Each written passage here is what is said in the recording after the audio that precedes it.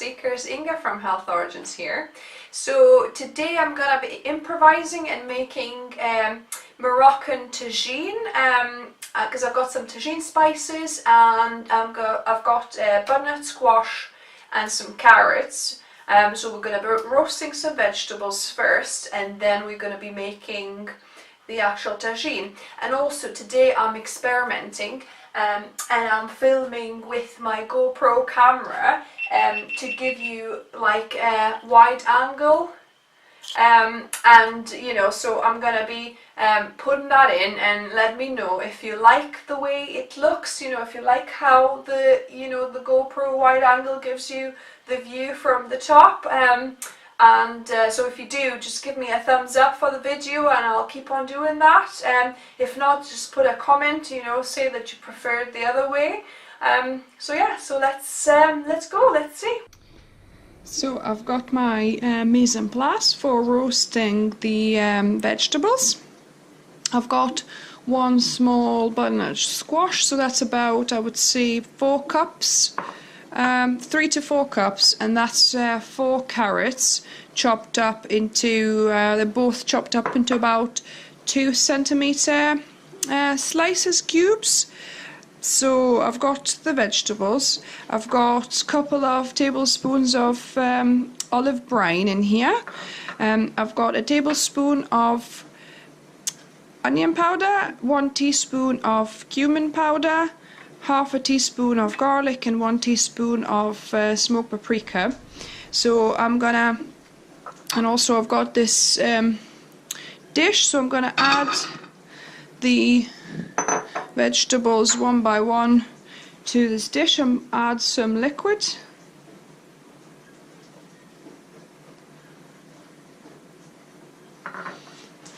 Gonna close the lid and give it a good shake so that the vegetables get coated in with the olive brine, so that the spices we're gonna put on them, they're gonna stick. So we're then gonna, there's a little bit of liquid at the bottom, so what I'll do, I'll just ladle it over into our roasting tin so that the liquid doesn't pour in together, just so that the vegetables are moist but not you know, extra liquid.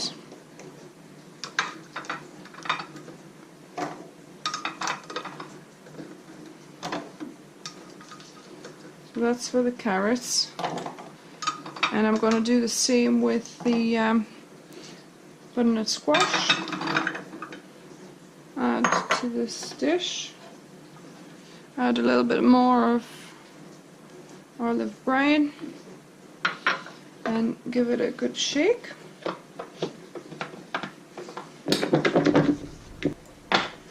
Right, so add those. It's nothing actually, there's no liquid at the bottom, so I can just add them in there.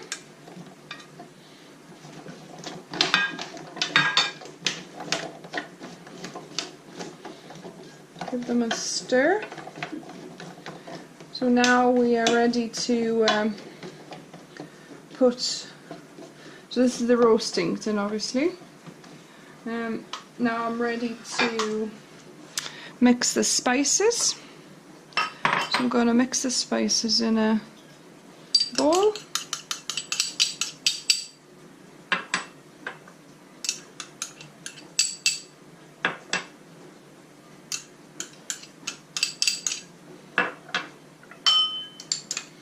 Could also add salt as well at this stage if you wanted to. So I'm gonna mix that through.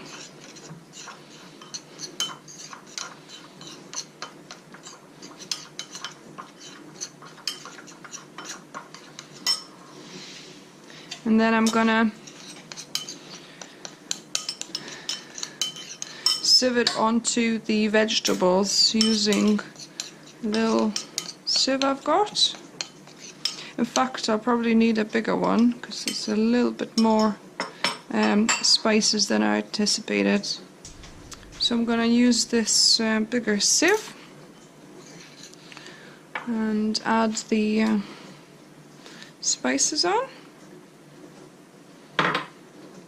and just shake it on to try and distribute evenly so that all vegetables get a bit of a slight coating.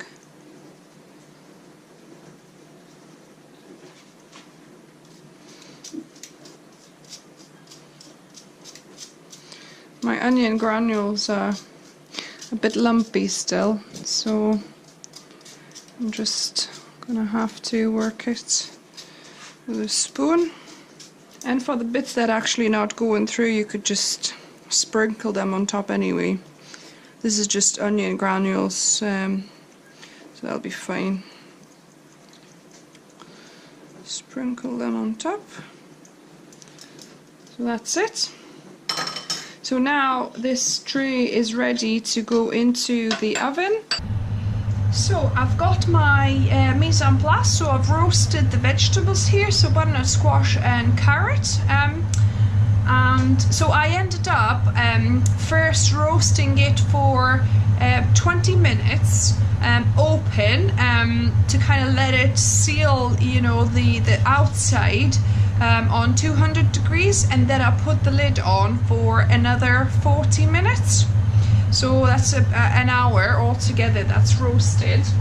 And then I'm gonna now start by I'm heating the non-stick pan up, and you know, you can obviously start frying things in the pot you're going to be cooking tagine in. I find it easier, so you don't use too many different frying pans and pots. So just do it kind of all in one go. So I'm going to add the celery. So I've got 2 sticks of celery sliced quite thinly. So add the celery, and then you could add onion, or I've got 1 leek, so I'm going to use leek in this instance. I like just using what I've got in the fridge, you know, so just improvise. So I'm going to let this fry for a few minutes until it starts kind of browning a little bit, caramelizing. So while it's browning, I'm going to talk you through other ingredients I've got. So I've got some dates, so that's about 1 cup of dates. They're quite hard dates, they're without pits, so I've just chopped them up. And then I've got half a can of the coconut milk here as well that I've got in the fridge, so I need to use it up. Then I've got about 2.5 cups of zucchini or courgette. I've got some kale, so about maybe 3 cups of kale washed and torn into bite-sized chunks. I've got 1 can of chopped tomatoes, and I've got about 3 cups of water here. So the water is the smirky colour because I put about 2 tablespoons of coconut sugar in this.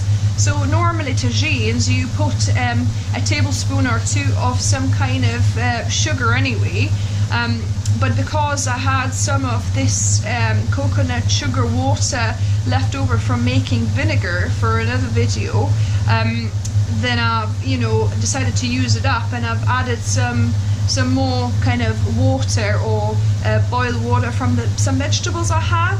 So I never kind of throw away water that I'm, you know, boiling. Say for example, I think this one was from broccoli. So, you know, if I steam some veg, I keep the water in like jars in the fridge, and if I need some liquid, then I'll use that instead. So I'll try and, you know, use up you know, all the liquid, so there's no waste. And I forgot to mention I've got some tagine spices. So tagine spices is just a seasoning mix made out of. You can, if you haven't got tagine spices, you can kind of, you know, make your own. So if you Google it, I'm sure they'll give you the proportions of these. So there's coriander, turmeric, paprika, cumin, onion powder, salt, ground mustard seeds, cinnamon, garlic, ginger, peppermint, parsley and lemon oil. So yeah, so that's your typical tagine flavour. So we're going to add that as well. So we are frying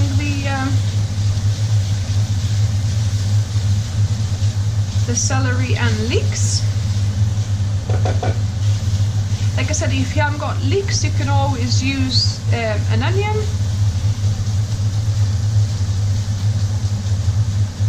That will work as well. So just give that a few more minutes to fry, and then we're going to be adding all other ingredients.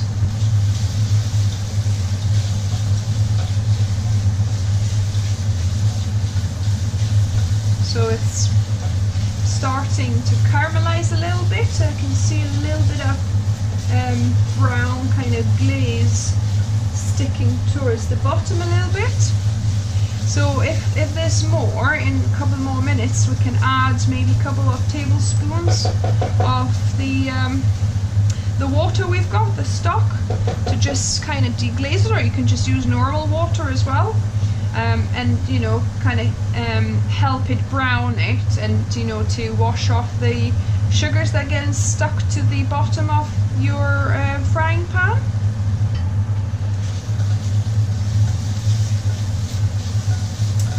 So the leeks and celery are browning a little bit. I'm gonna put a couple of tablespoons of this liquid to deglaze it.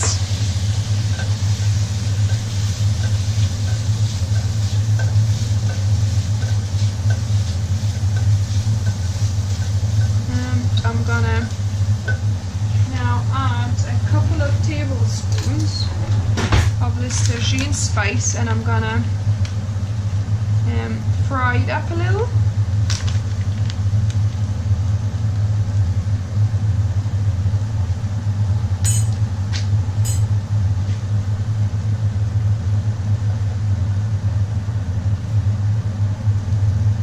It's always a good idea to fry off spices a little, because then they have a better flavour profile.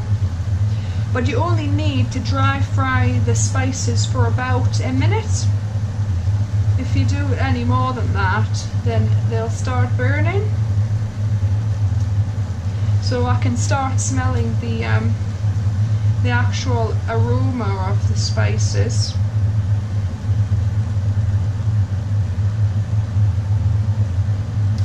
So once it's been a minute, then you can add the can of tomatoes.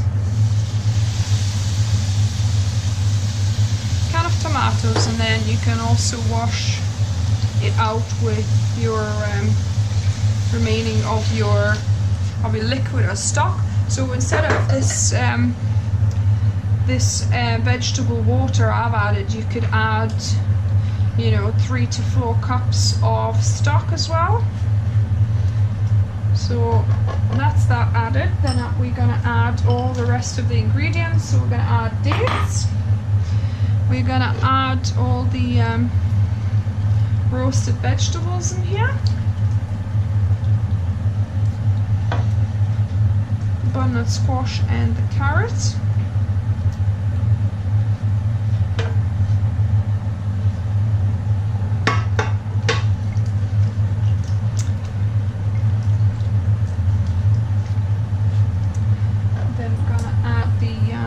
Courgette too, because everything is already cooked. It just needs to kind of properly to heat through.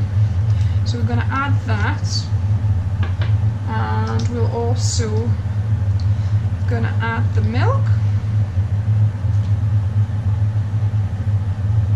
And then we're gonna add kale for the last 5 minutes. So we're gonna let this come to a boil and simmer for about 5 minutes or so. Well, in fact 10 minutes, because courgette needs to cook through. So let it get to simmer. Then simmer it on medium or on low for 10 minutes, and then we're gonna add the kale for the last 5 minutes, and the tagine will be done.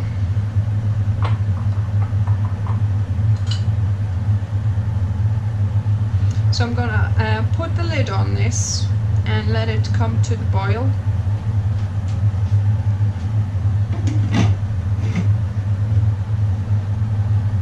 So this has got to the boil, and it was simmering for about 10 minutes. And then for the last 5 minutes I'm going to add the kale into this.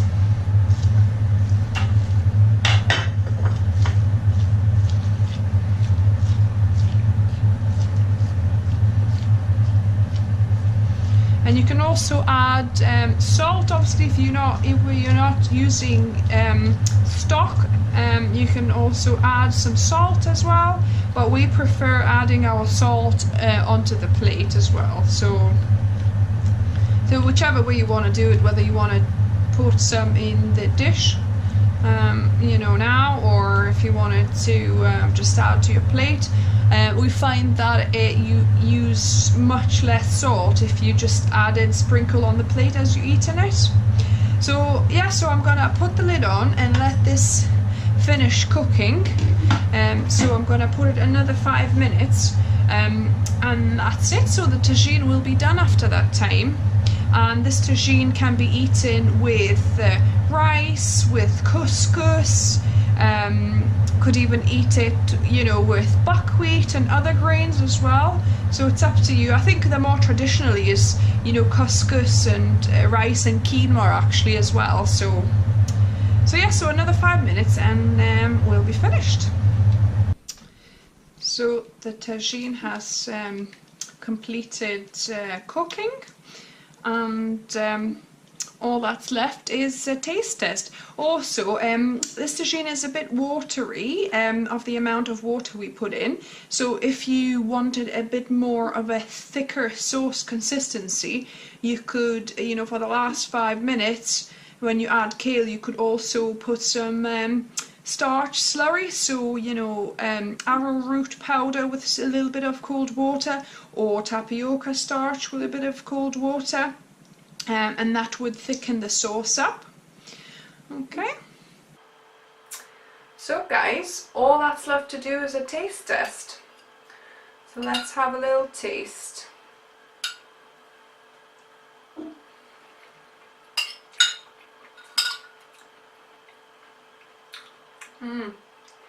This is really nice. It's got some sweetness from dates and the coconut sugar I've added.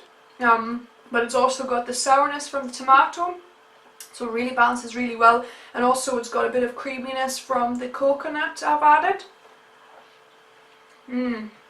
This is really nice. So yeah, I recommend trying this, guys. And like I said, you probably want to eat this with quinoa or couscous or perhaps rice. That would be nice.